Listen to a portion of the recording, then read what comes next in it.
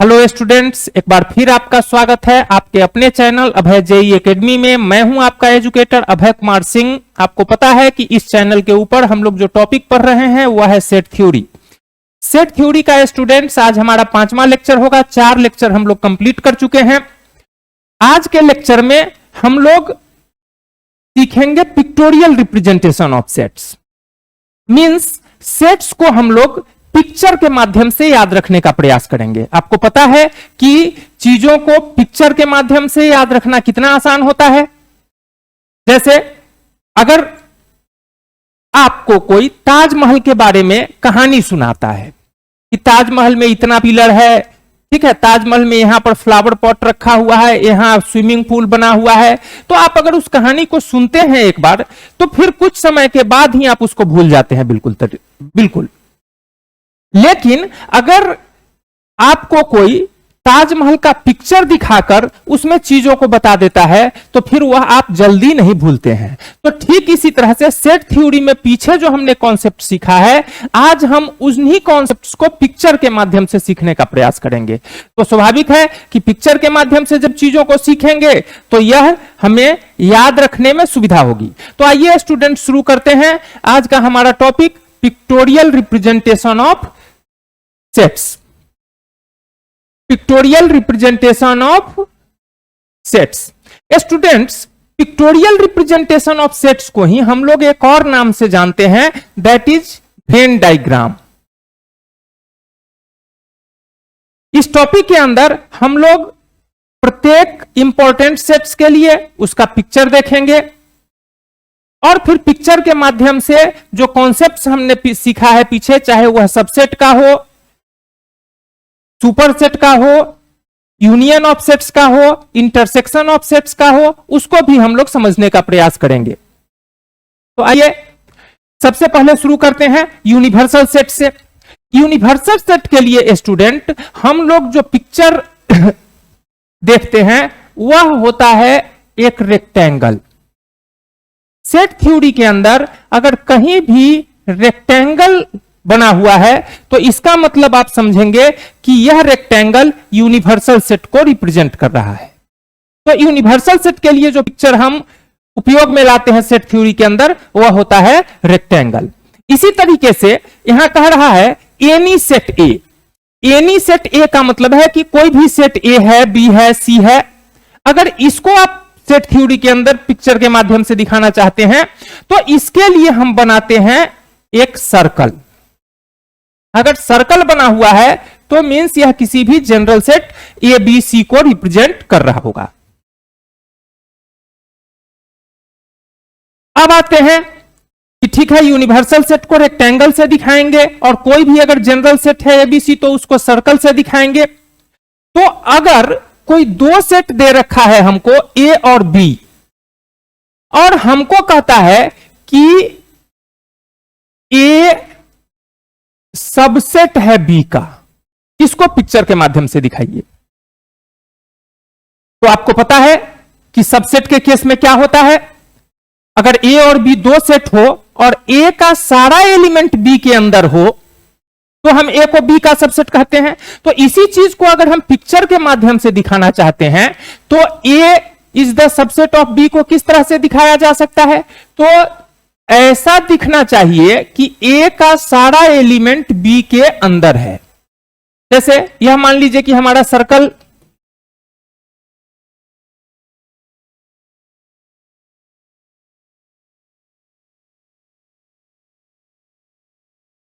यह circle A है और इसके ऊपर हम बनाए दूसरा सर्कल बी जो ए को कंप्लीटली अपने अंदर रखे। इसका नाम दे ए और यह हो बी। तो यहां इस पिक्चर में आपको दिख रहा है कि सेट ए में अगर कोई भी एलिमेंट होगा तो वह बी के अंदर ही आएगा।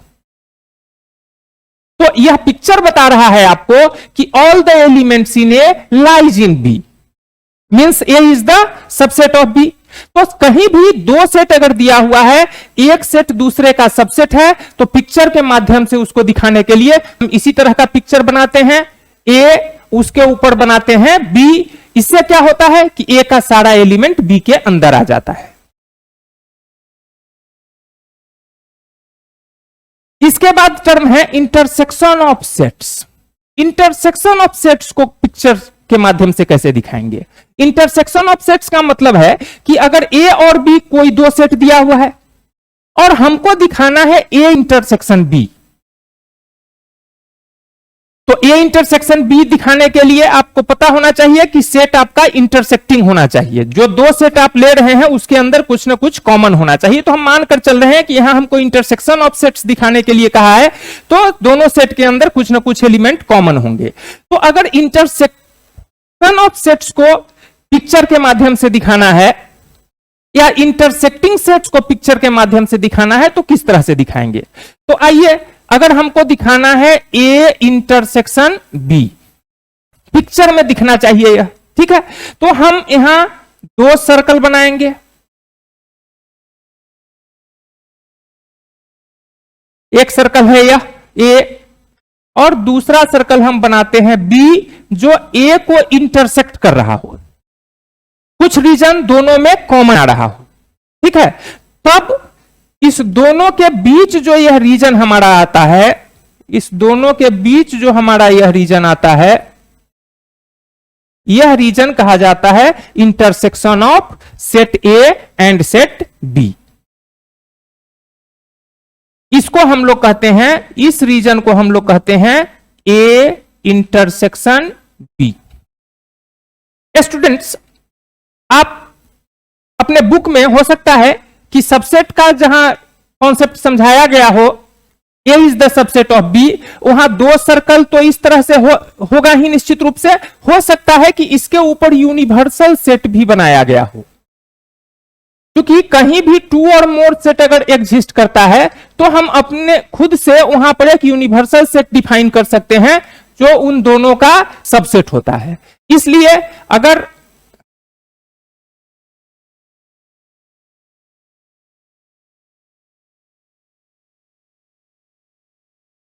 यह हो गया आपका यूनिवर्सल सेट, ठीक है। तो चूंकि हम सबसेट के कॉन्सेप्ट को सीख रहे थे, तो हमने दो ही सेट अंडर कंसीडरेशन लिया था, ए और बी। तो हम अगर यह यूनिवर्सल सेट ना भी बताए तब भी यह पिक्चर आपको बता रहा है कि A is the subset of B, ठीक है। लेकिन हम अगर यूनिवर्सल सेट यहां बना दिए तो और क्लियर हो गया कि कहीं भी अगर अंडर कंसीडरेशन सेट्स होंगे तो उनका एक सुपर सेट एग्जिस्ट करेगा, ठीक है। तो यह हो गया A is the subset of B. इसी तरह से ए इंटरसेक्शन बी को अगर हमको दिखाना है तो यह पिक्चर बता रहा है कि यह रीजन ए इंटरसेक्शन बी का है। जो रीजन ए और बी दोनों में आ रहा है वह रीजन ए इंटरसेक्शन बी का है। लेकिन अगर आप चाहें तो यहां पर भी आप यूनिवर्सल सेट बना सकते हैं, क्योंकि अंडर कंसीडरेशन जहां भी सेट्स होंगे वहां उनका सुपर सेट तो एग्जिस्ट करेगा ही। तो यह था हमारा concept of subset and concept of intersecting set. Next, union of sets. Students, अगर यूनियन ऑफ सेट्स को पिक्चर के माध्यम से दिखाना है तो हम किस तरीके से दिखाएंगे? तो यूनियन ऑफ सेट्स आप जानते हैं कि अगर कोई दो सेट है ए और बी, तो ए यूनियन बी में ए का भी सारा एलिमेंट आता है और बी का भी सारा एलिमेंट आता है।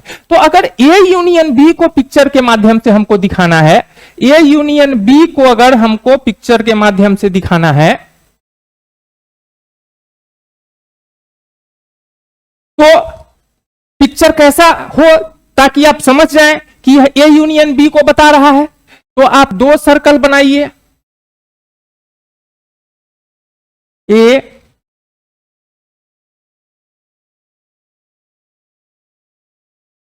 बी। आप चाहें तो यूनिवर्सल सेट भी यहां बना लीजिए,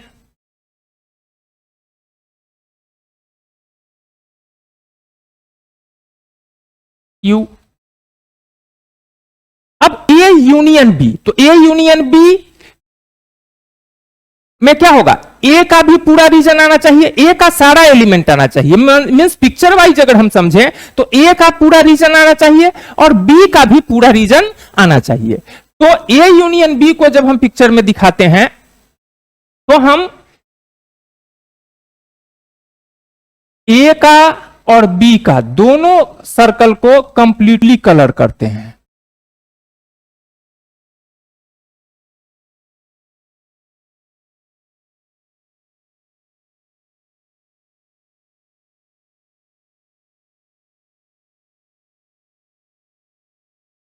ठीक है, देख पा रहे हैं कि इस फिगर के अंदर ए का भी पूरा रीजन आ रहा है। सिर्फ कलर्ड पोर्शन को देखिए कि जिस पोर्शन को हमने कलर किया है वह पोर्शन बता रहा है ए यूनियन बी को। तो कलर्ड पोर्शन हमारा क्या है? कलर्ड पोर्शन में हमारा सर्कल ए भी आ रहा है और सर्कल बी भी आ रहा है।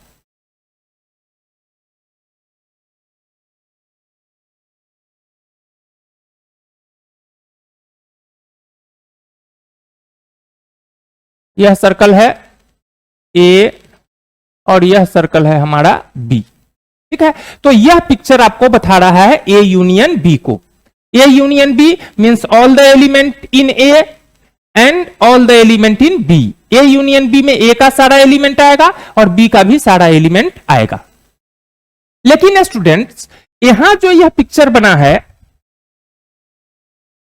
इसमें आप देख पा रहे हैं कि दोनों सेट जो हमने बनाया है यह इंटरसेक्टिंग सेट बनाया है। दोनों सेट एक दूसरे को इंटरसेक्ट कर रहा है।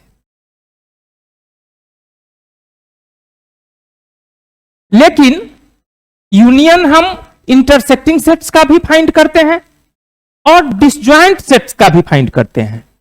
यहां दिया है डिसजॉइंट सेट्स। तो डिसजॉइंट सेट्स को पिक्चर के माध्यम से कैसे दिखाया जाए? तो डिसजॉइंट सेट को जब हम पिक्चर के माध्यम से दिखाएंगे तो डिसजॉइंट का मतलब होता है अलग अलग। डिसजॉइंट सेट्स में कुछ भी, कोई भी एलिमेंट कॉमन नहीं होता है। तो जब भी आप डिसजॉइंट सेट को दिखाएं, ठीक है, कि ए और बी दो डिसजॉइंट सेट है, if A and B are to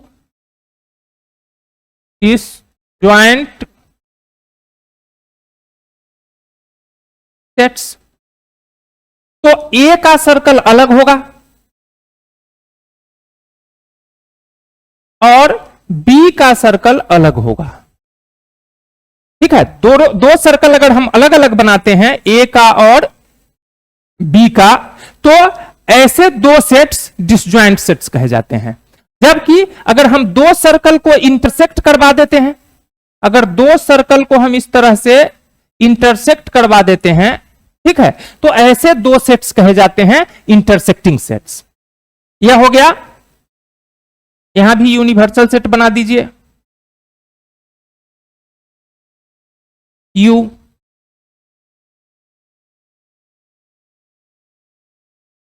यहां भी यूनिवर्सल सेट बना दीजिए, यू। यह फिगर डिसजॉइंट सेट को बता रहा है। डिसजॉइंट सेट्स अलग अलग है, सेट ए अलग है, सेट बी अलग है। लेकिन यह जो फिगर है यह आपको इंटरसेक्टिंग सेट्स को बता रहा है, क्योंकि दोनों सेट एक दूसरे को इंटरसेक्ट कर रहा है।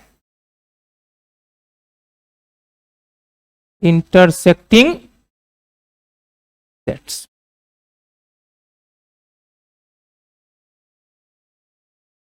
अगर दो सेट डिसजॉइंट है, दो सेट अगर इंटरसेक्टिंग है, जैसे यहां पर हमने जो ए यूनियन बी फाइंड किया है यह दो इंटरसेक्टिंग सेट का किया है। अगर दो सेट डिसजॉइंट होगा और तब कोई कहे कि इसका यूनियन का पिक्चर कैसा दिखेगा, तो हम क्या करेंगे कि इस यह डिसजॉइंट सेट्स हो गया, ए और बी यहां क्या हो गया? डिसजॉइंट सेट्स हो गया। तो यहां हम ए को कलर करेंगे और बी को भी कलर कर देंगे। जैसे ए यूनियन बी इंटरसेक्टिंग सेट्स का यह हो गया, इंटरसेक्टिंग सेट्स। और अगर ए यूनियन बी कहे डिसजॉइंट सेट के लिए, तो डिसजॉइंट सेट का ए यूनियन बी कैसा दिखेगा?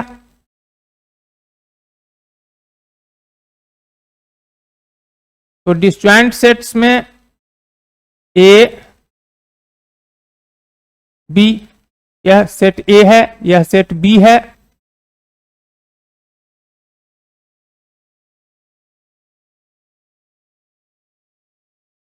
डिसजॉइंट सेट में अगर ए यूनियन बी दिखाना है तो इस तरीके से हम लोग दिखाएंगे।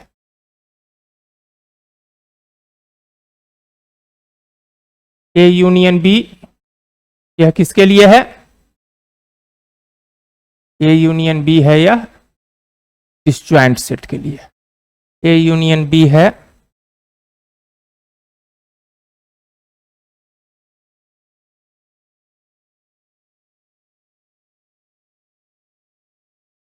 Disjoint sets. ठीक है, तो यूनियन ऑफ सेट्स आपको समझ में आ गया। Union of sets intersecting set है तब उसका यूनियन कैसा दिखेगा आपको पिक्चर में, और अगर डिसजॉइंट सेट है तब उसका यूनियन कैसा दिखेगा पिक्चर में आपको। अगर सेट इंटरसेक्टिंग है तो वह कैसा दिखेगा, और अगर सेट डिसजॉइंट है तो किस तरह का दिखेगा, इसमें आपको क्लियर दिख रहा है। आइए next, complement of A set. ठीक है, कंप्लीमेंट ऑफ सेट की बात जब भी हम करते हैं स्टूडेंट्स, तो आपको पता है कि कंप्लीमेंट ऑफ सेट की बात हम तभी कर पाते हैं जब यूनिवर्सल सेट का एग्जिस्टेंस हो। बिना यूनिवर्सल सेट के हम लोग कंप्लीमेंट ऑफ सेट की बात नहीं कर सकते हैं, क्योंकि कंप्लीमेंट का डिफिनीशन ही है complement of A is equal to U minus A. तो यहां अगर हमको कहा है कंप्लीमेंट ऑफ सेट, तो कंप्लीमेंट ऑफ सेट को अगर हम पिक्चर के माध्यम से दिखाना चाहते हैं तो कोई भी सेट ए है, कोई भी सेट ए का हमको कंप्लीमेंट दिखाना है। तो कंप्लीमेंट ऑफ सेट ए के बारे में हमने क्या कहा था कि कंप्लीमेंट ऑफ सेट ए में ए के एलिमेंट को छोड़कर जो बचा हुआ यू का एलिमेंट होता है वह आता है। तो अगर हम कंप्लीमेंट ऑफ ए का पिक्चर आपको दिखाएं तो आपको वह ऐसा दिखेगा। यह कोई सेट ए है,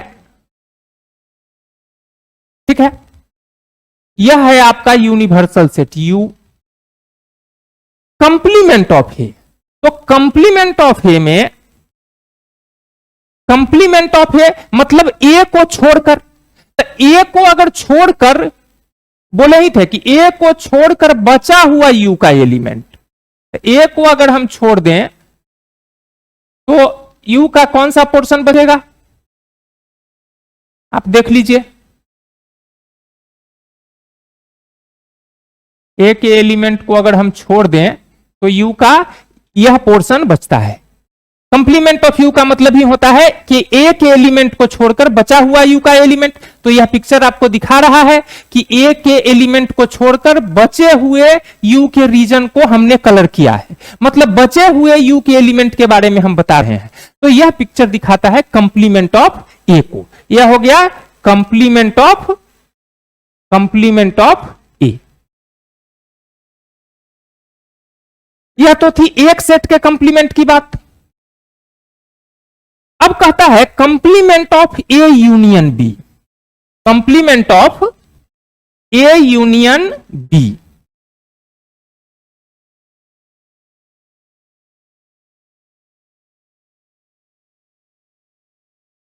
कंप्लीमेंट ऑफ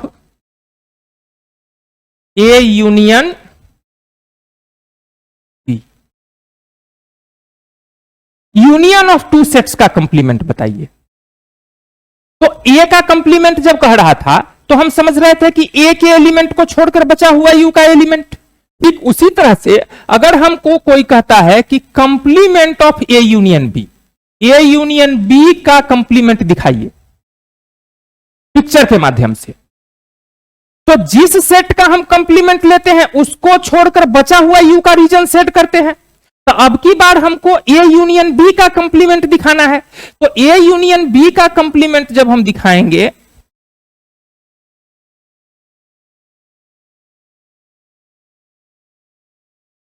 तो ए बी,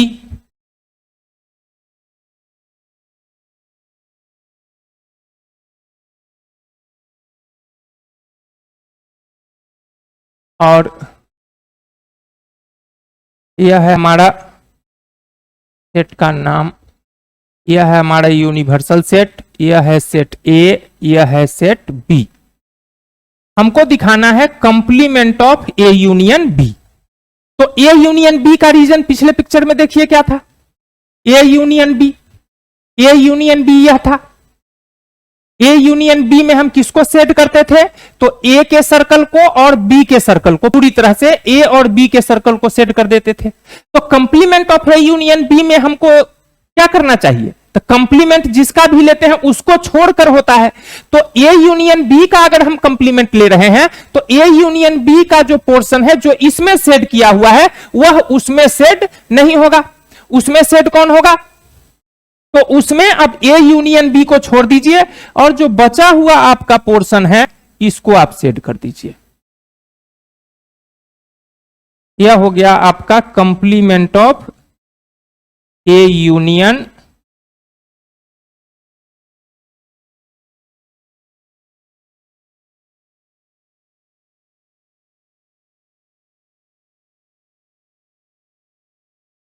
यह हो गया आपका complement of A union B.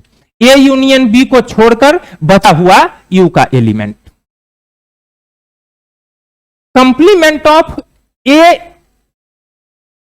Intersection B, complement of A intersection B.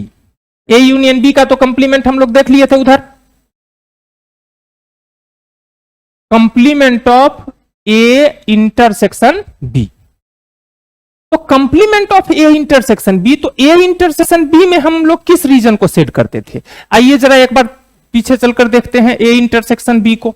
A intersection B, A intersection B में सिर्फ यह पोर्शन हमने सेट किया था। इंटरसेक्शन का मतलब जो दोनों में आए, तो यह है इंटरसेक्शन बी। तो अब अगर हमको कोई कहेगा कि ए इंटरसेक्शन बी का कंप्लीमेंट मींस इस रीजन को छोड़कर जो बचा हुआ यू का रीजन है, तो इस रीजन को अगर हम छोड़ देंगे तो यह भी रीजन आ जाएगा और यह भी रीजन आ जाएगा।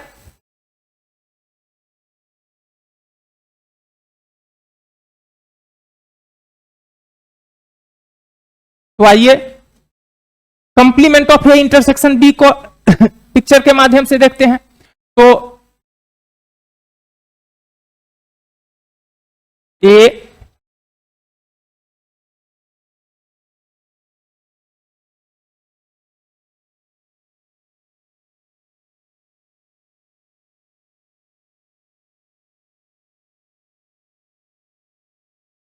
बी, ए बी,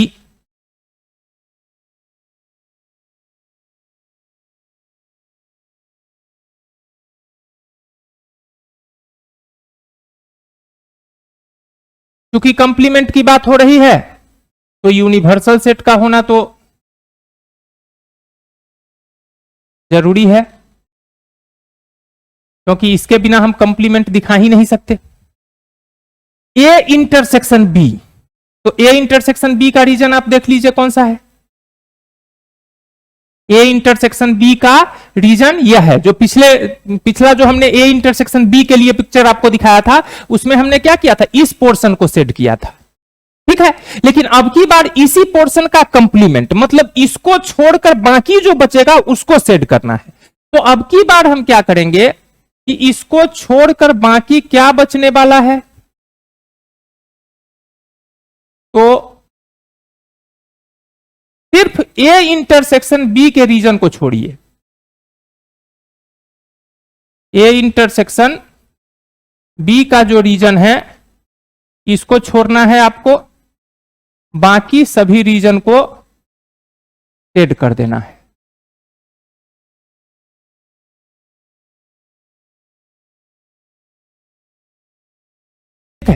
यह पिक्चर देखिए, इसमें हमने क्या किया, यह रीजन हमारा था किसका, यह रीजन था हमारा ए इंटरसेक्शन पी का, ठीक है। इसका कंप्लीमेंट लेना था तो इसको छोड़कर बचा हुआ यू का सारा एलिमेंट।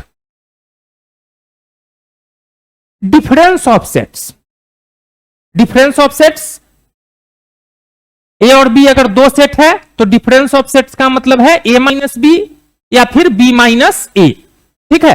तो हम लोग डिफरेंस ऑफ सेट्स में हम ए माइनस बी की बात कर रहे हैं, difference of A and B. तो difference of A and B की जब बात करेंगे तो ए माइनस बी में हम क्या लेते थे? ए माइनस बी में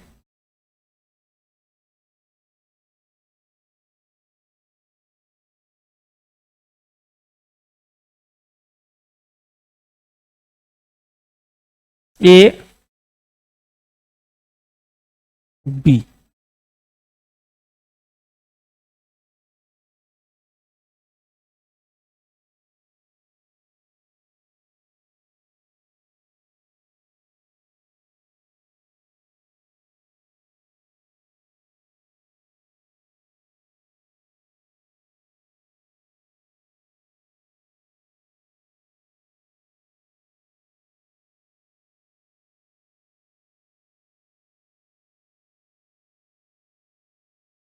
A B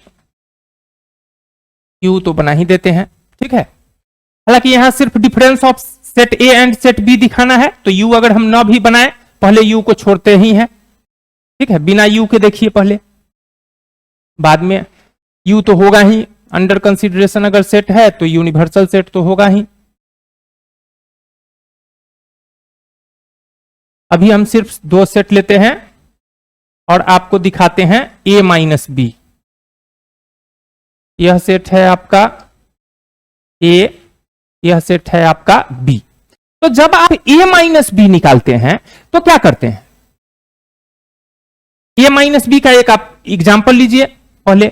A is equal to है आपका 1 2 3 4 और बी इज इक्वल टू है 3 4 5 6। तो जब आप ए माइनस बी निकालते हैं तो आप क्या करते हैं? इसमें सिर्फ लेते हैं 1 2, ठीक है। मतलब ए का यह सारा एलिमेंट है, इसमें से जो एलिमेंट बी में आ जाता है उसको आप हटा देते हैं सिर्फ। मींस यह पूरा सेट ए है आपका, इसमें से यह जो पोर्शन है इंटरसेक्शन वाला, यह ए में भी आ रहा है, तो आप ए से बी के अंदर आने वाले एलिमेंट को हटा देते हैं, ठीक है। बी में क्या हो रहा है यह आप नहीं देखते हैं, आप देखते हैं कि ए के अंदर बी का जो एलिमेंट घुसा हुआ है उसको वहां से हटा देना है। तो मींस आप ए माइनस बी जब निकालिएगा तो ए के सर्कल से यह जो रीजन बी का ए में आया हुआ है इसको हटा दीजिएगा, तो कौन सा रीजन आपके पास बचेगा? तो रीजन आपके पास बचेगा सिर्फ यह,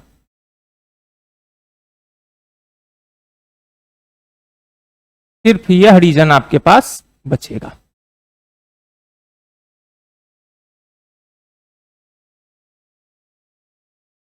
यह रीजन आपके पास आएगा सिर्फ, ठीक है। इसी रीजन को हम लोग कहते हैं, इसी रीजन को हम लोग कहते हैं ए माइनस बी, ठीक है। इसी तरह से अगर बी माइनस ए हमको कहता कि पिक्चर के माध्यम से दिखाइए, तो हम क्या करते हैं कि बी के अंदर से ही ए वाला पोर्शन को हटा दिए देते, तो सिर्फ इधर का जो पोर्शन है इसको सेट कर देते। अब चलिए यूनिवर्सल सेट भी बना देते हैं, क्योंकि अंडर कंसीडरेशन अगर सेट है तो यूनिवर्सल सेट होगा ही। तो अब आपको ए माइनस बी समझ में आ गया, तो यहां यू भी हम आपको दिखा देते हैं, यह हो गया यूनिवर्सल, ठीक है। लेकिन ए माइनस बी का रीजन यह होगा। A common figure consist of A minus B, A intersection B and B minus A. कहता है कि कॉमन फिगर के अंदर दिखाइए इस तीनों रीजन को, ए माइनस बी को भी, ए इंटरसेक्शन बी को भी और बी माइनस ए को भी। तो आइए देखते हैं, पहले हम दो सर्कल बनाते हैं, ए और बी। थोड़ा बड़ा सर्कल बनाते हैं आपको देखने में सुविधा हो, ठीक है। यह सर्कल हो गया हमारा ए। इसी तरह से पिक्चर थोड़ा हाथ से बना हुआ है तो सर्कल एग्जैक्ट ना दिखे फिर भी कोई दिक्कत नहीं है, हालांकि हम थोड़ा सा अच्छा बनाने का प्रयास करते हैं।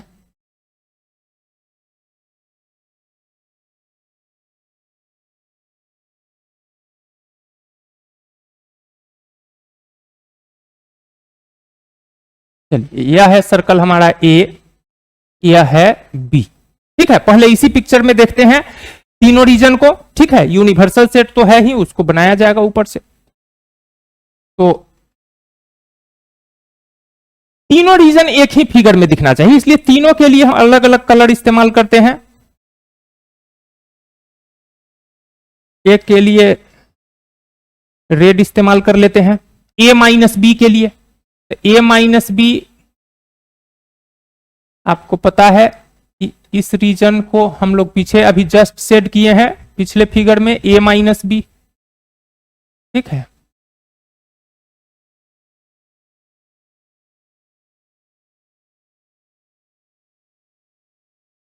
यह रीजन हो गया आपका ए माइनस बी।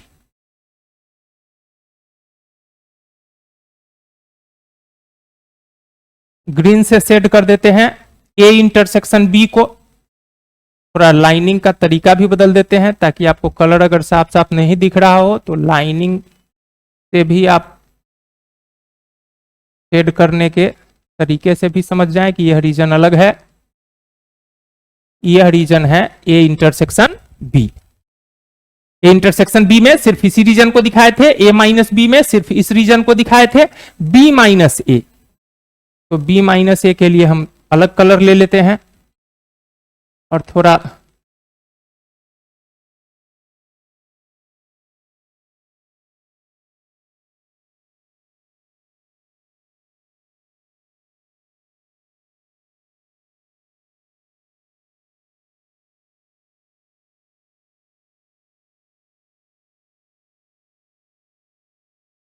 दिख रहा है।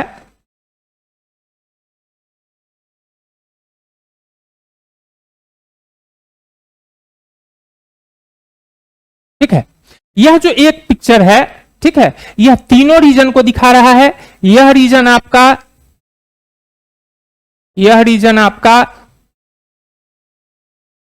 ए माइनस बी है जो रेड कलर से सेट किया गया है। यह रीजन आपका ए इंटरसेक्शन बी है जो ग्रीन कलर से शेडेड है। और यह जो रीजन है आपका, यह बी माइनस ए है जो येलो कलर से हमने सेट किया है। तो अगर तीनों रीजन को एक फिगर में दिखाना हो तो इस तरह से A minus B, A intersection B, B minus A, ठीक है। आई तीनों अगर एक पूरा रीजन अगर आप ले लें तो यही बन जाता है A union B. A union B के अंदर यह भी आएगा, यह भी आएगा और यह भी आएगा। अब कहता है relation between number of elements of two sets.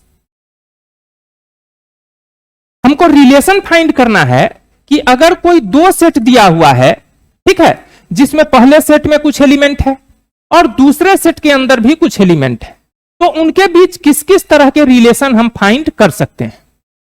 ठीक है, इसको हम लोग रिलेशन ऑन कार्डिनल नंबर भी बोलते हैं या रिलेशन बिटवीन कार्डिनल नंबर भी बोलते हैं। तो वही चीज है, relation between number of elements of two set कहिए या relation between cardinal number of two set कहिए।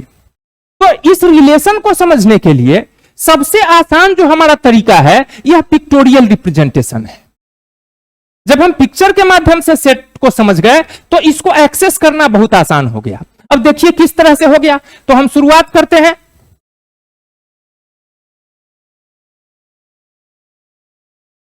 कह रहा है कि if A and B are two intersecting sets, A और बी अगर कोई दो इंटरसेक्टिंग सेट है तो हम दो इंटरसेक्टिंग सेट बना लेते हैं। दो इंटरसेक्टिंग सेट कह रहा है मतलब दोनों सर्कल एक दूसरे को इंटरसेक्ट करना चाहिए, तो हम यहां दो इंटरसेक्टिंग सेट बना लेते हैं। यह सेट ए हो गया और यह दूसरा सेट बी हो गया। दोनों सर्कल एक दूसरे को इंटरसेक्ट कर रहा है, इसलिए दोनों इंटरसेक्टिंग सेट है।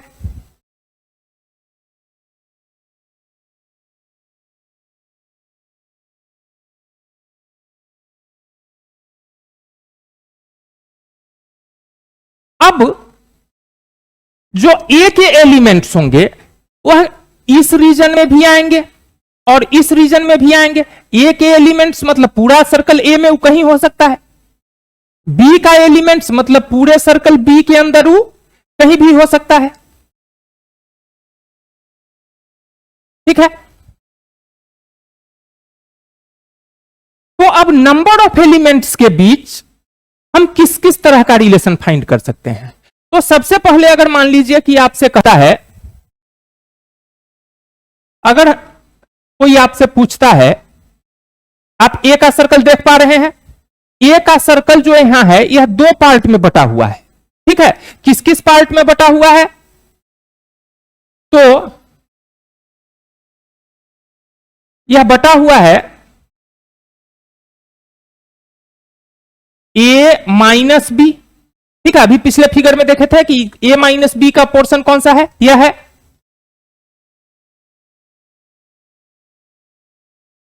ए इंटरसेक्शन बी,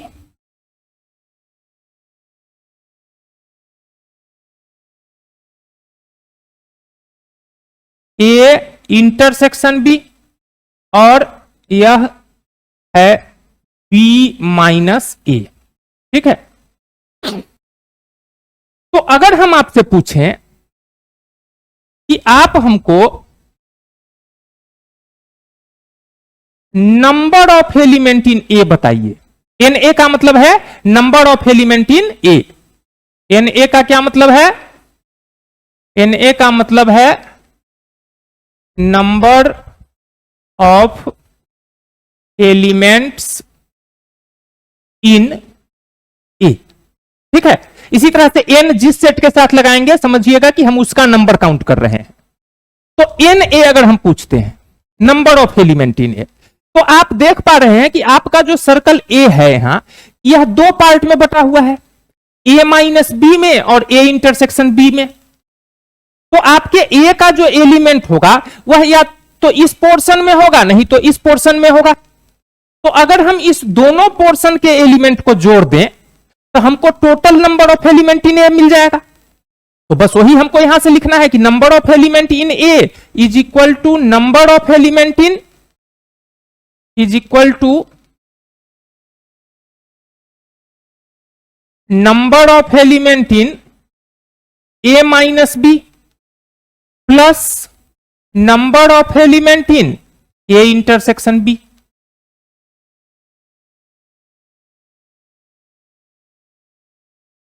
अच्छा, ए माइनस बी को पिछले लेक्चर में हमने डिस्कस किया था कि क्या लिख सकते हैं? तो ए माइनस बी को हम लिख सकते हैं A intersection complement of B.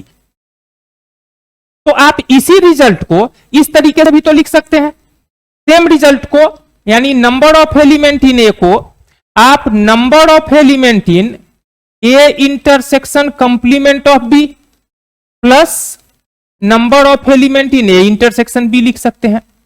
यह दोनों रिजल्ट सेम है, यह दोनों रिजल्ट सेम है, क्योंकि A minus B is equal to होता है A intersection complement of B. तो अगर आपको बुक में कहीं ऐसा लिखा हुआ है तो आपको कंफ्यूजन ना हो, इसीलिए हमने आपको दोनों तरीके से यहां लिख दिया number of element in A.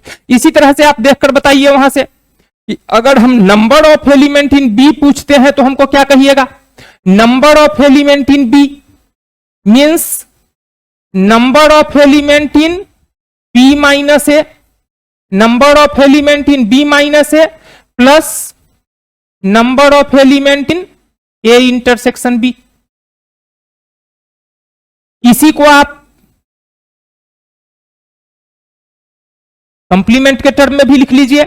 N B minus ए के बदले आप क्या लिख सकते हैं? तो देखिए, बी माइनस ए के बदले आप बी इंटरसेक्शन कंप्लीमेंट ऑफ ए लिख सकते हैं। अब चूंकि इंटरसेक्शन कम्यूटेटिव होता है इसलिए आप इसको complement of A intersection B भी तो लिख सकते हैं। तो हम इसको लिखते हैं complement of A intersection B plus n A intersection B.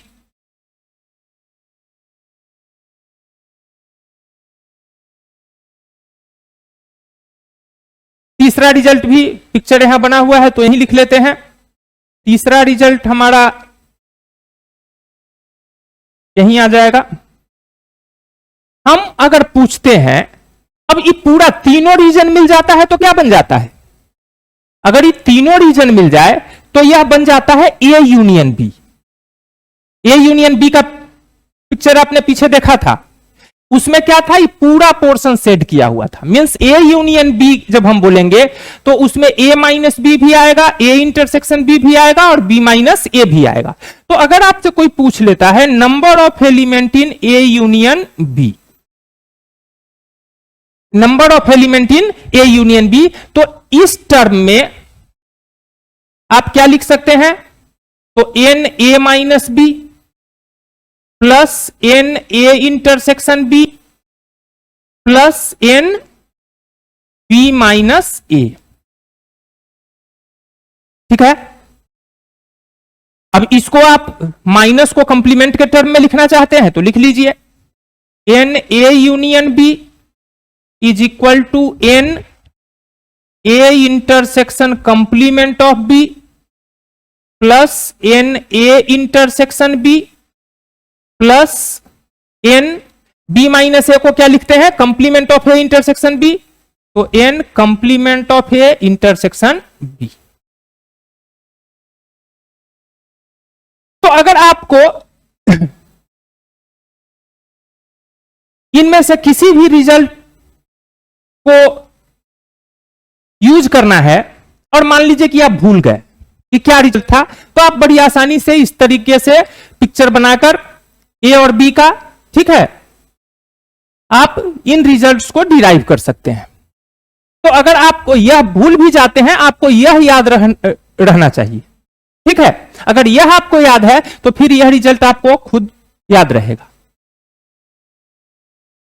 तो आप देख पा रहे हैं कि अगर इसको याद रखना है तो यह तो थोड़ा मुश्किल काम है, हो सकता है कि कई बार हम भूल जाएं, लेकिन यह अगर हमको पता है, ठीक है, तो इसको देखकर हम तुरंत यह रिजल्ट लिख पाते हैं। तो पिक्चर जो होता है वो ऑलवेज चीजों को सीखने में हमारी मदद करता है, आसानी से चीजों को सिखा देता है। तो इसीलिए पिक्टोरियल रिप्रेजेंटेशन ऑफ सेट की जो आज हमारी चर्चा हो रही है यह बहुत इंपॉर्टेंट है। आप इसमें देखिए कि पिक्चर के माध्यम से किस तरीके से हम मुश्किल चीजों को आसान बनाते जा रहे हैं। ठीक है, हमको number of element in A find करना था, हमने पिक्चर देखा और बता दिया कि ए के अंदर वही एलिमेंट है जो या तो ए माइनस बी में है या ए इंटरसेक्शन बी में है। तो अगर हम दोनों के एलिमेंट को जोड़ देंगे तो क्या हो जाएगा, ए का एलिमेंट मिल जाएगा। इसी तरह से अगर ए इंटरसेक्शन बी और बी माइनस ए के एलिमेंट को जोड़ देंगे तो बी का एलिमेंट मिल जाएगा। ठीक है, और अगर हम तीनों के एलिमेंट को जोड़ देंगे तो हमको ए यूनियन बी का एलिमेंट मिल जाएगा।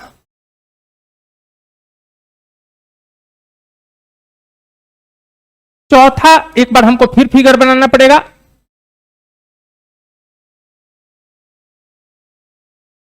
एक बार फिर हम फिगर बना लेते हैं, आइए, ताकि बार बार हमको पिछले पेज पर न जाना पड़े। A B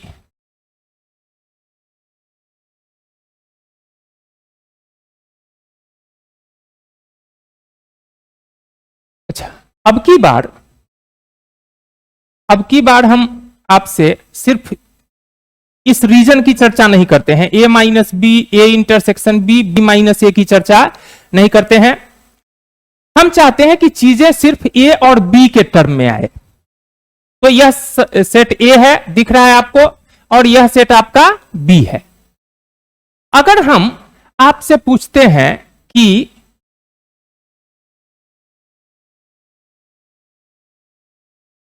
number of element in A, number of element इन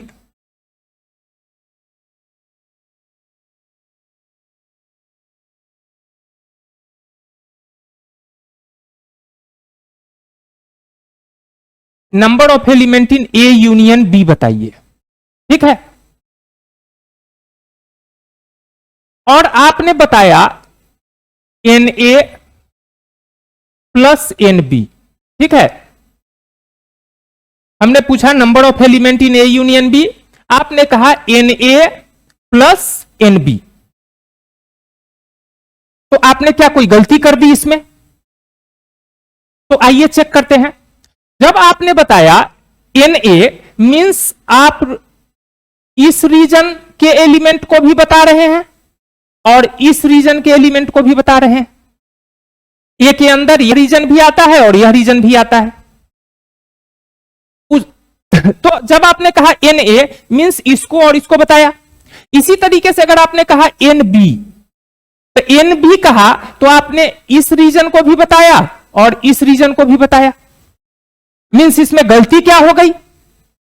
अगर n A union B is equal to आपने कहा n A plus n B, तो इसमें गलती क्या हो गई कि ए के साथ भी यह रीजन आ गया। ए के साथ जो आपका इंटरसेक्शन का रीजन है, यह जो आपका ए इंटरसेक्शन बी का रीजन है, ये ए के साथ भी आ गया और यह बी के साथ भी आ गया। मतलब यह दो बार आ गया। जबकि यूनियन में आपको पता है कि जब आप ए यूनियन बी लिखते हैं तो ए के एलिमेंट को भी लिखते हैं, बी के एलिमेंट को भी लिखते हैं, लेकिन ए और बी में जो कॉमन होता है उसको एक ही बार लिखते हैं। तो यह रीजन आना तो चाहिए लेकिन एक बार आना चाहिए, जबकि कितनी बार आ गया? दो बार आ गया। तो हमको अगर इसको ठीक करना है तो जो चीज दो बार आ गया है उसको टोटल में से एक बार घटा देते हैं। उसको टोटल में से एक बार अगर हम घटा दें तो क्या होगा?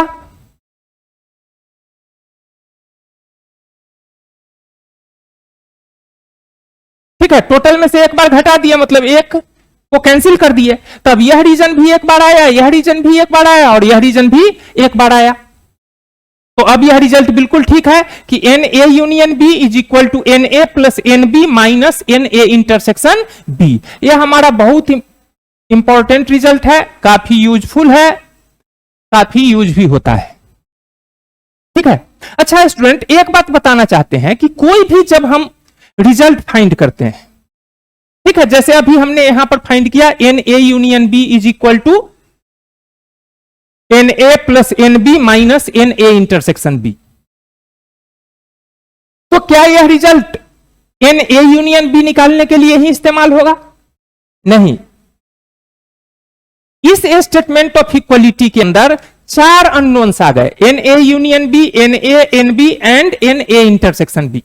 तो इस चारों में से किसी भी तीन अननोन का वैल्यू आपको पता होगा तो यह रिजल्ट आपको चौथे अननोन का वैल्यू बता देगा। मींस आपको अगर n A union B, n A n B पता है तो आप एन ए इंटरसेक्शन बी निकाल सकते हैं। इसी तरह से अगर n A union B, n B और एन ए इंटरसेक्शन बी पता है तो एन ए निकाल सकते हैं। तो इस तरह से हम रिजल्ट को यूज करते हैं।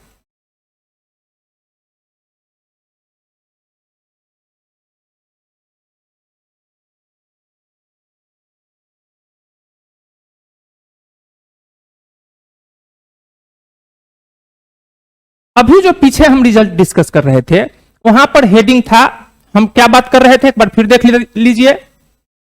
हम लोग बात कर रहे थे relation between number of elements of two sets, ठीक है। लेकिन हमने शुरुआत की थी कि if A and B are two intersecting sets, A और बी अगर दो इंटरसेक्टिंग सेट्स हो तब यह रिजल्ट आप फाइंड कर सकते हैं, ठीक है। अगर आपका सेट क्या हो गया, म्यूचुअली डिसजॉइंट हो गया, तो क्या होगा यह हमको देखना है। मींस अभी जो आपने चार रिजल्ट देखा, अभी जो आपने चार रिजल्ट देखा, पहला n A is equal to n A minus B plus n A intersection B, दूसरा n B is equal to n B minus A plus n A intersection B, तीसरा n A union B is equal to n A minus B plus n A intersection B plus n B minus A, और चौथा n A union B is equal to n A plus n B minus n A intersection B, ठीक है। यह results तभी valid हैं जब दो set intersecting set हो।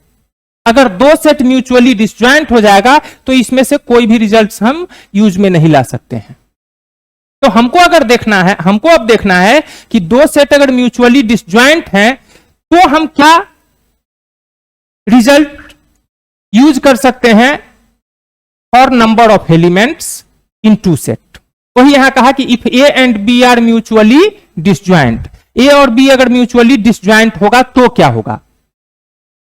तो ए और बी अगर म्यूचुअली डिसजॉइंट होगा स्टूडेंट्स, तो इस तरह का फिगर होगा उसका, ए अलग होगा, बी अलग होगा, इंटरसेक्शन का कोई रीजन ही नहीं बनेगा। इसलिए अब की बार एन ए बराबर कुछ पूछा ही नहीं जा सकता है, क्योंकि एन ए हमेशा एन ए के बराबर ही है, इसका कोई पार्टीशनिंग हुआ ही नहीं है। उसी तरह से एन बी भी एन बी के बराबर ही है, कोई पार्टीशनिंग हुआ ही नहीं है। ठीक है, एन ए यूनियन बी भी पार्टीशन के टर्म में नहीं पूछा जा सकता है, क्योंकि ए अलग है, बी अलग है।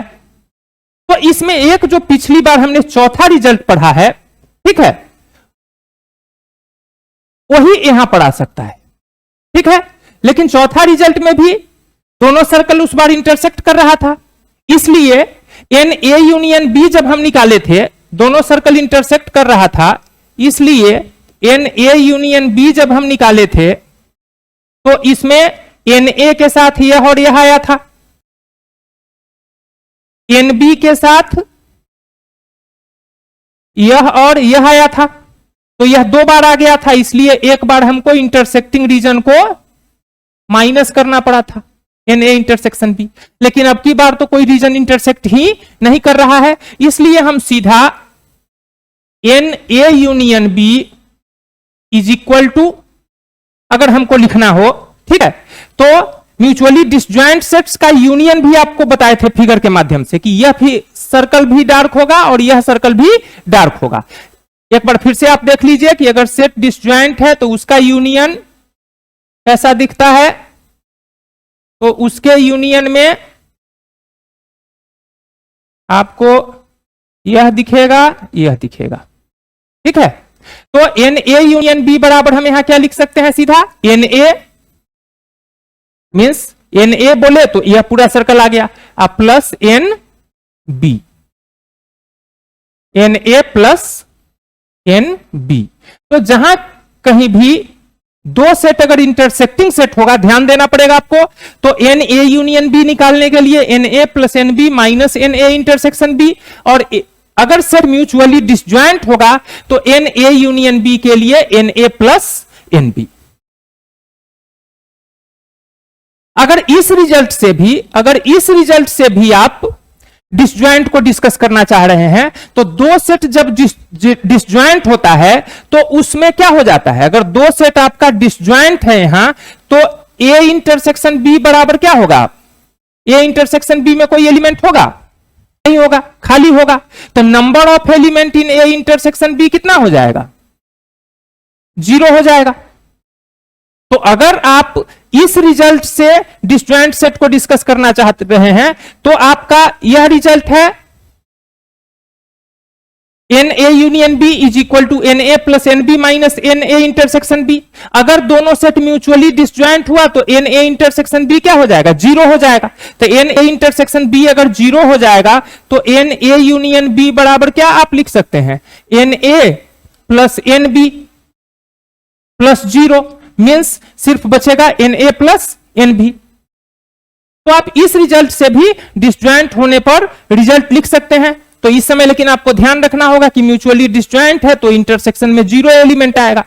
और इस तरह से अगर पिक्चर के माध्यम से समझते हैं तो हमको कुछ इंटरसेक्शन समझने की जरूरत ही नहीं है, हमको क्लियर दिख रहा है कि एन ए यूनियन बी में ए का एलिमेंट आएगा और बी का एलिमेंट आएगा, मतलब इसको और इसको जोड़ दिया जाए सीधा।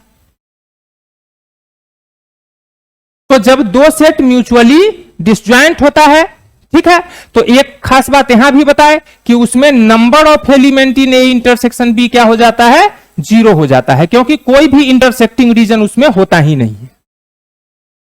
इस वजह से number of element in A union B सीधा किसके बराबर होगा, number of element in A plus number of element in B.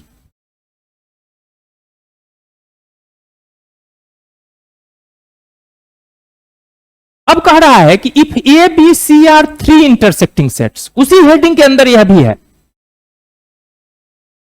कि ए बी सी अगर तीन इंटरसेक्टिंग सेट हो, पीछे हम बात कर रहे थे कि if A and B are two intersecting sets, दो ही इंटरसेक्टिंग सेट्स के नंबर ऑफ एलिमेंट्स के बीच रिलेशन। अब कह रहा है कि ए बी सी अगर तीन इंटरसेक्टिंग सेट है तो तीनों इंटरसेक्टिंग सेट्स के नंबर ऑफ एलिमेंट्स के बीच क्या रिलेशन आप लिख सकते हैं। तो आइए देखते हैं कि क्या लिखा जा सकता है। तो तीन इंटरसेक्टिंग सेट है तो यहां हम तीन इंटरसेक्टिंग सेट बना लेते हैं, ए बी सी, ठीक है।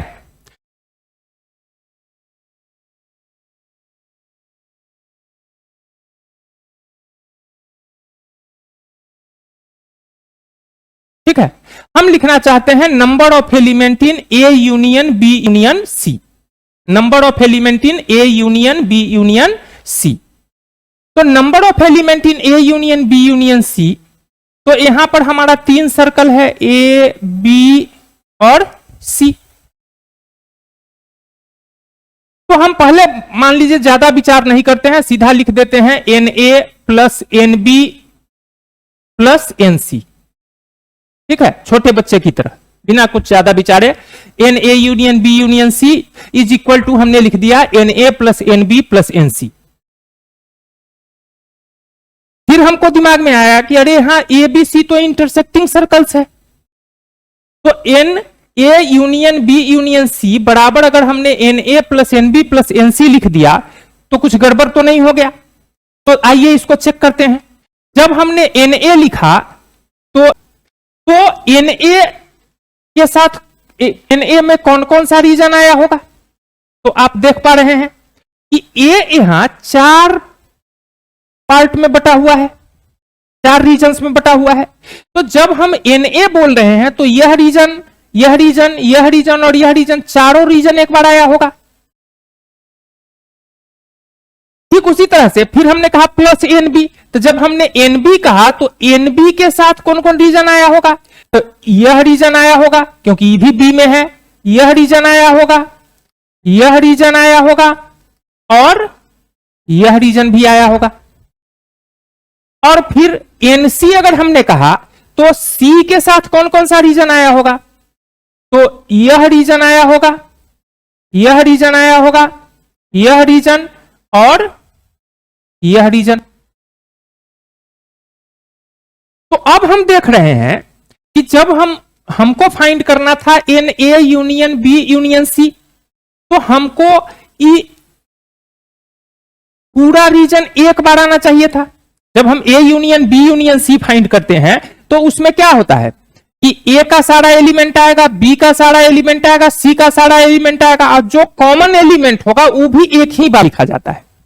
जबकि यहां क्या हुआ कि जब हम n A union B union C is equal to कह रहे हैं n A plus n B plus n C, तो यह रीजन तो एक बार आया, यह रीजन दो बार आ गया, यह रीजन दो बार आ गया, यह रीजन ठीक है एक बार आया, लेकिन यह रीजन दो बार आ गया।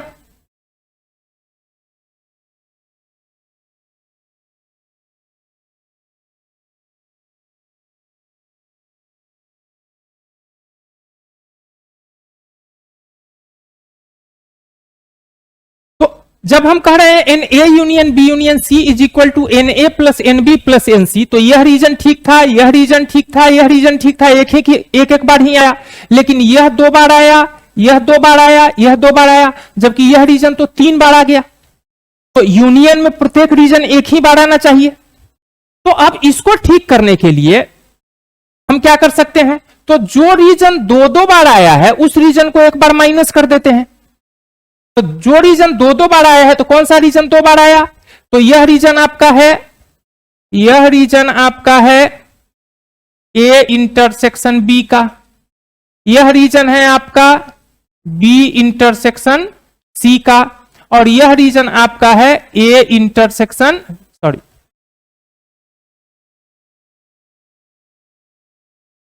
यह रीजन आपका है ए इंटरसेक्शन सी का, और यह जो रीजन है यह तीनों का इंटरसेक्शन है।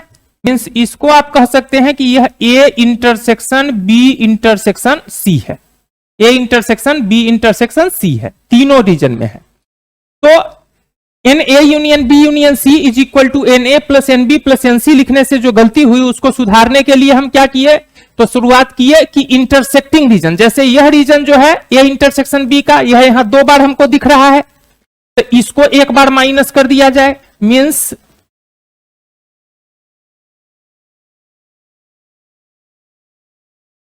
Means minus n A intersection B minus n B intersection C minus n A intersection C. तो जब इंटरसेक्टिंग रीजन हम माइनस किए तो ए इंटरसेक्शन बी माइनस किए, तो इंटरसेक्शन का तो ये पूरा रीजन है ए इंटरसेक्शन बी का। तो जब हम ए इंटरसेक्शन बी माइनस किए होंगे तो यहां से एक डॉट कैंसिल हुआ होगा और यहां से भी एक डॉट कैंसिल हो गया होगा, किसके माइनस होने के कारण, ए इंटरसेक्शन बी के माइनस होने के कारण। इसी तरह से बी इंटरसेक्शन सी का तो यह पूरा रीजन है, तो बी इंटरसेक्शन सी जब माइनस किए तो एक डॉट यहां से माइनस हुआ होगा और एक डॉट यहां से माइनस हुआ होगा। फिर उसी तरह से अगर n A intersection C minus किए होंगे तो क्या हुआ कि यहां से एक डॉट माइनस हुआ और यहां से एक डॉट माइनस हुआ, क्योंकि ए इंटरसेक्शन सी माइनस हो गया तो ए इंटरसेक्शन सी में ही पूरा रीजन आता है, ठीक है। तो एक डॉट यहां से और एक डॉट यहां से माइनस हो गया। तो अब क्या हुआ कि अब कुछ सुधार तो हुआ, जैसे यह रीजन एक बार आया, यह भी एक बार, यह भी एक बार, यह भी एक बार, यह भी एक बार, यह भी एक बार, लेकिन यह रीजन आपको 0 हो गया। यह रीजन जो आपको चाहिए था यूनियन में प्रत्येक रीजन एक एक बार चाहिए ना, तो सब रीजन एक एक बार आया, लेकिन यह रीजन बिल्कुल माइनस हो गया, मतलब 0 हो गया। तो इसके लिए हमको क्या करना चाहिए अब, तो जो रीजन बिल्कुल माइनस हो गया हमको एक बार चाहिए हुआ है, तो हम एक बार उसको ऐड कर देते हैं, तो plus n A intersection B intersection C कर दे। तो अब यह रिजल्ट हमारा ठीक हो गया। जब प्लस कर दिए एक बार n A intersection B intersection C, तो फिर हम इस रीजन को ऐड कर दिए, तो अब यह सभी रीजन्स एक बार ऐड हो गया। तो A union B union C में हमको जो चाहिए था वह क्या था कि सभी रीजन्स एक बार आए, सो सब रीजन इसमें एक बार आ गया। इसलिए आप A union n A union B union C is equal to लिख सकते हैं n A plus n B plus n C minus n A intersection B minus n B intersection C minus n A intersection C plus n A intersection B intersection सी।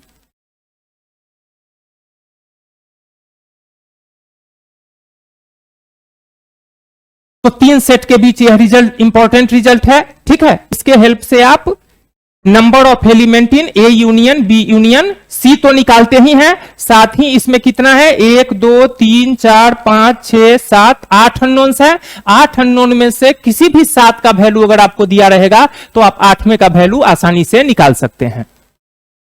अब एक बात आपके दिमाग में आएगी कि जब 2 सेट के लिए हम बात कर रहे थे तो वहां तो 4 रिजल्ट बताए थे, वहां आपको 4 रिजल्ट बताए थे n A number of element in A के लिए, ठीक है। फिर number of element in B के लिए, number of element in A union B के लिए।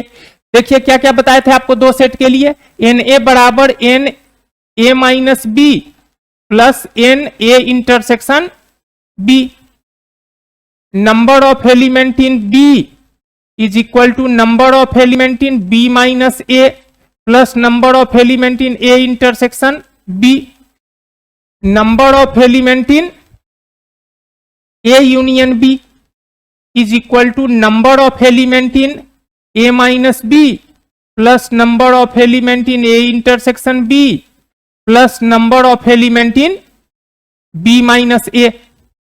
और एक और रिजल्ट बताए थे आपको कि n A union B is equal to n A plus n B minus n A intersection B. तो एक क्वेश्चन तो आपका यह बनेगा कि number of element in A, जब दो सेट इंटरसेक्टिंग सेट था तो number of element in A union B के लिए ये दो रिजल्ट बताने की क्या जरूरत पड़ी, एक ही रिजल्ट से हमारा काम नहीं चल जाता। तो रिजल्ट जो है वह इंफॉर्मेशन बेस्ड होता है। जैसे आप याद कीजिए कि सीक्वेंस एंड सीरीज टॉपिक जब आप क्लास 10 में पढ़ रहे थे तो उसमें सम ऑफ एन टर्म्स निकालने का दो फॉर्मूला आपको बताया गया था।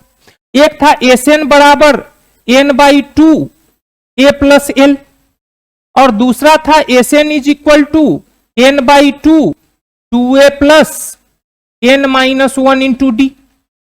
ठीक है, तो यह बताया गया था कि अगर आपको number of term first term और लास्ट टर्म मालूम है तो इसको यूज कर लीजिए, और अगर आपको number of term first term last term के बदले number of term first term और कॉमन डिफरेंस पता है तो इसको यूज कर लीजिए। तो उसी तरह से यहां भी है कि आपको क्वेश्चन में जो इंफॉर्मेशन दिया होगा, ठीक है, उसके हिसाब से आप कभी यह लगा सकते हैं और कभी यह लगा सकते हैं।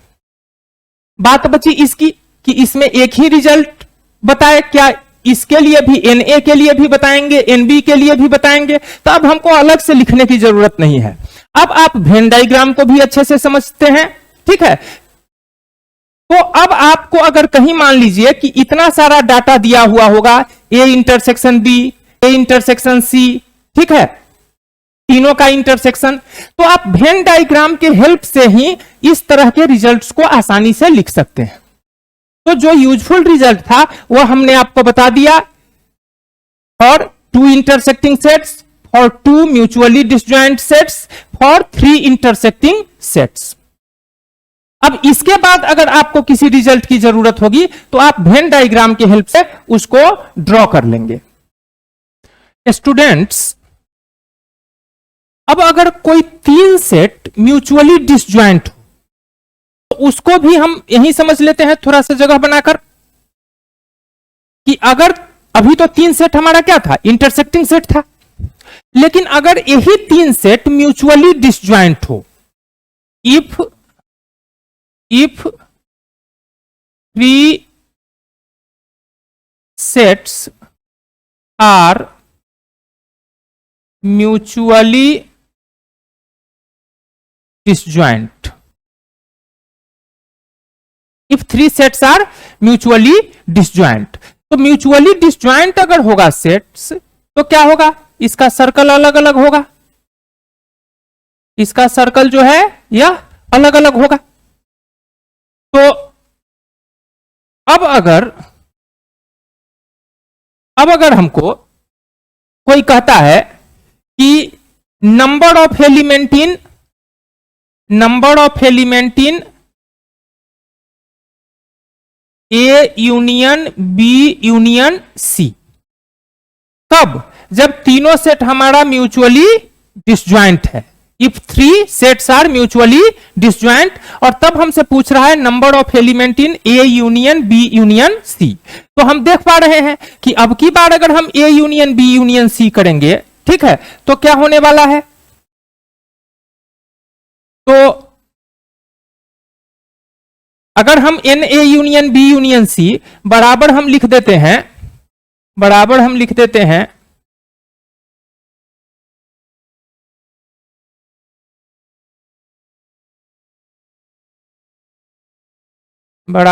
देते हैं n A plus n B plus n C. तो अब की बार इसमें कोई गलती होने की संभावना नहीं है, क्योंकि ए अलग है, बी अलग है और सी अलग है। मींस हमने एन ए लिखा मींस इसका एलिमेंट बताया, एन बी लिखा मींस इसका एलिमेंट बताया, और एन सी लिखा मींस इसका एलिमेंट बताया। तो for 3 mutually disjoint sets number of element in A union B union C is equal to होता है number of element in A plus number of element in B plus number of element in C. अगर आप इस result से mutually disjoint set को समझना चाह रहे हैं तो यहां से भी आप देख लीजिए कि अगर 3 सेट म्यूचुअली डिसजॉइंट होगा तो उसमें जितने भी इंटरसेक्शंस के रीजन हैं वह बनेंगे ही नहीं। तो अगर इंटरसेक्शन का रीजन नहीं बनेगा तो number of element in intersection क्या हो जाएगा, 0 हो जाएगा। चाहे वह number of element in A intersection B हो, number of element in B intersection C हो, number of element in A intersection C हो, या number of element in A intersection B intersection C हो। तो यह सब का सब आपका क्या हो जाएगा, 0 हो जाएगा। तो सबका सब अगर 0 हो गया तो फिर क्या हो जाएगा, n A union B union C is equal to n A plus n B plus n C. क्योंकि इंटरसेक्शन का रीजन नहीं बना तो सारे इंटरसेक्शन के रीजन के एलिमेंट क्या हो गए, 0 हो गए। तो याद रखना है कि अगर 2 सेट इंटरसेक्टिंग होगा तो n A union B union C is equal to n A plus n B plus n C minus n A intersection B minus n B intersection C minus n A intersection C plus n A intersection B intersection C. While if 3 sets are mutually disjoint, if 3 sets are mutually disjoint then number of element in A union B union C is equal to NA plus NB plus NC। अब इसके बाद अगर आपको किसी result की जरूरत होगी तो आप वेन डायग्राम की हेल्प से उसको ड्रॉ कर लेंगे।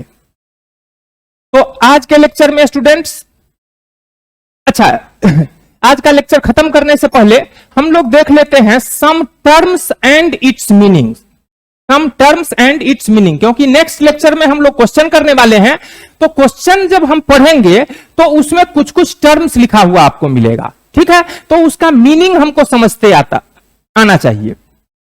तो क्या क्या टर्म्स आपको मिलेगा, तो टर्म्स आपको मिलेगा आइदर ए और बी, ठीक है, आइदर ए और बी। तो जहां भी आपको आइदर ए और बी मिले वहां समझना है कि हमको ए यूनियन बी फाइंड करने के लिए कह रहा है, फाइंड आइदर ए और बी मींस आपको ए यूनियन बी फाइंड करने को कह रहा है।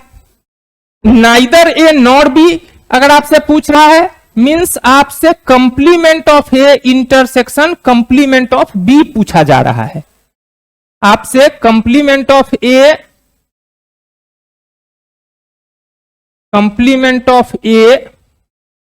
इंटरसेक्शन कंप्लीमेंट ऑफ बी पूछा जा रहा है। तो नाइदर ए नॉर बी का मीनिंग है complement of A intersection complement of B.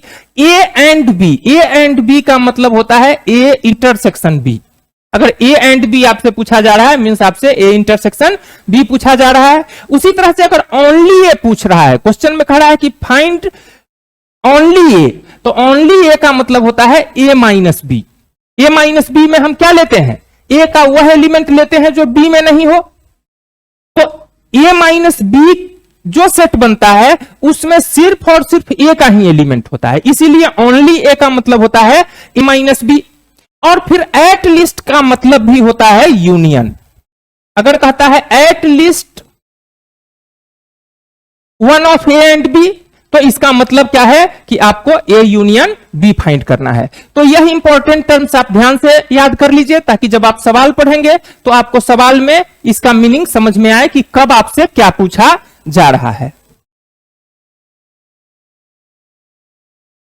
तो स्टूडेंट्स आज का लेक्चर यही कंप्लीट करेंगे, ठीक है। लेकिन अगर आपको यह लेक्चर अच्छा लगा हो तो आप इस चैनल को लाइक, सब्सक्राइब और शेयर करना नहीं भूलेंगे। बहुत बहुत धन्यवाद।